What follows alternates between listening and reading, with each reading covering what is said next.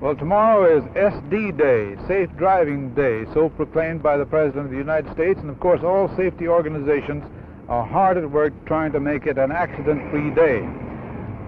In order to dramatize some typical accident causes that might occur, we're going to take a ride. In fact, we're going to be taken for a ride, shall I say, by the Norfolk Police Division. They're represented here by Sergeant Everett G. Watts, who's also the Executive Secretary of the Norfolk Citizens Council for Traffic Safety.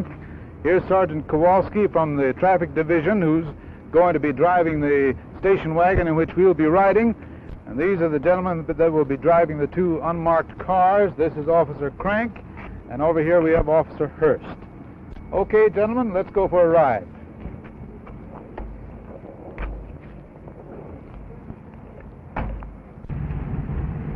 With SD Day beginning at midnight tonight, naturally it behooves all of us who may be on the highways and the streets to drive with extra caution, because we want to be certain that we make this an accident-free day, or at least we do our part in the attempt to make it an accident-free day. It's up to you and me individually as drivers on the highways during the next 24-hour period beginning at midnight tonight to do our best to see that it is an accident-free, safe driving day.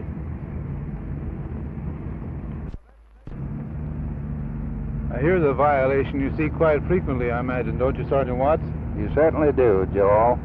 And a dangerous violation, particularly on Hampton Boulevard, where there is such a great volume of traffic, and during the morning and evening rush hour.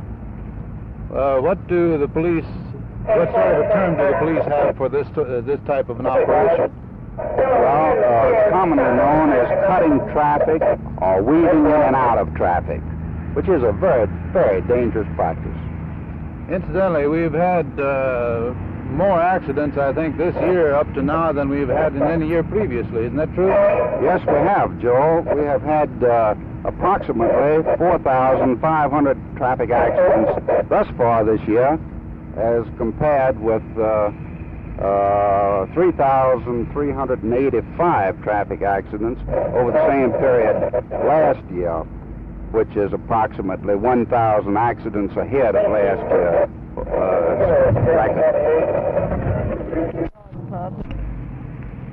Sergeant, I guess you see something in your rear-view mirror that you see quite frequently, don't you? I sure do. This is a typical driver, what we call following too close. I'm going to mess up on this.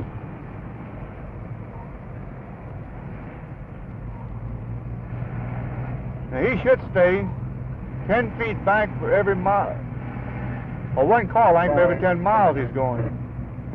In other words, if he's going 30 miles an hour, he should be 3 car lengths behind you. That is correct. We're doing 39. He should be 3 car lengths back there.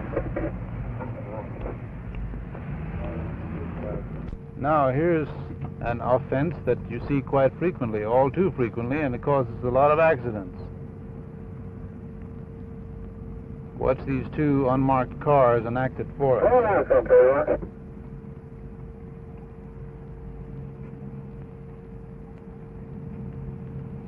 There it is, a car making an improper turn, turning from a right lane and turning left in front of another car, signaling only at the last minute. And I imagine plenty of them come up before the traffic judge and insist that they gave the proper signal, too, didn't they, Sergeant Kowalski? They certainly do. They think they're in the right.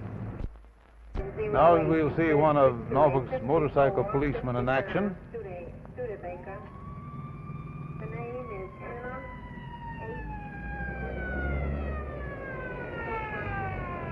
Picking up a speeder.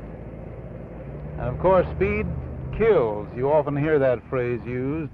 Speed isn't the only thing that kills, however. There are many traffic violations that we're trying to show you on this program that will kill. Here's one of the signs that warns us to yield the right-of-way. I understand that something like 1,200 accidents have been caused in the city of Norfolk during this year, so far this year, by people who failed to yield the right-of-way. They failed to heed stop signs or yield signs, or else they had an accident at an intersection when 2 cars came to the intersection at the same time. Wait on. That's something that happens all too frequently, not only here in the city of Norfolk, but all over the land. Here's a practice that's all too common: straddling lanes. It, of course, occupies 2 lanes. It makes it impossible for cars to get by you in either lane.